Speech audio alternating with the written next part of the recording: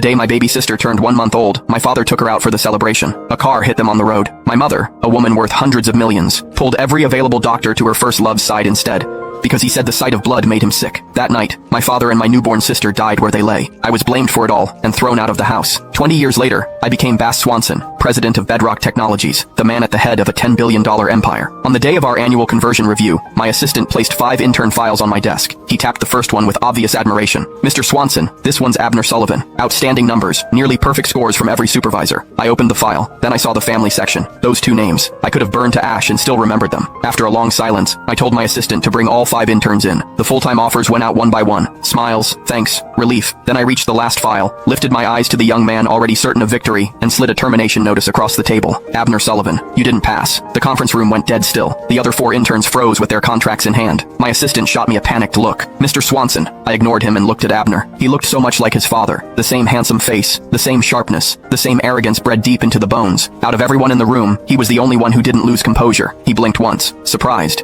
then calmly opened the folder he'd brought and laid out his documents. "Mr. Swanson, I interned here for 3 months. I handled 4 projects and led 2 independently. My client renewal rate was 100%. His voice was steady, neither humble nor rude. I received top evaluations for 2 straight quarters. My numbers are the highest in my cohort." He paused and met my gaze. "That makes me first among everyone who started with me. If you're cutting me, you owe me a reason." His chin lifted a fraction. No panic, no hurt, only offended pride. The kind that came from growing up protected, cherished, certain the world would always make room for you. I leaned back and let the silence drag before I answered. "There's no reason." Abner's face tightened. "This is my company," I said. "If I want to let you go, I will." A crack finally showed. He recovered fast and gave a cold laugh. "Mr. Swanson, this is workplace bullying." He shut the folder. "If this gets out, it may affect your company's reputation." I smiled faintly. "I'm not bullying you. If this feels like bullying, maybe that says more about you. People who are actually clean don't immediately assume they're being targeted. Only guilty people do." That landed. For the first time, real anger flashed in his eyes. My assistant leaned close and whispered urgently, "Mr. Swanson, please reconsider. He really did perform exceptionally." And the board checked his background. His mother runs Sullivan Group. She's Kay Sullivan. I cut him off, then looked back at Abner. "That's your mother, isn't it?" He straightened at once, pride returning. "So you've heard of my mother." There was no hiding the confidence in his voice now. "Then you understand. Keep me on, and someday there may be a partnership between Bedrock and Sullivan Group." He said it like he was offering me a gift. 20 years on, the Sullivan Group was nowhere near its former glory, but it was still far above most companies in this city. "No need," I said. His expression froze. "I don't want anything from the Sullivans." I held out the letter. "Now you can go." That finally broke him. His face flushed red with fury. "Fine." He snatched the paper off the table. "Mr. Swanson,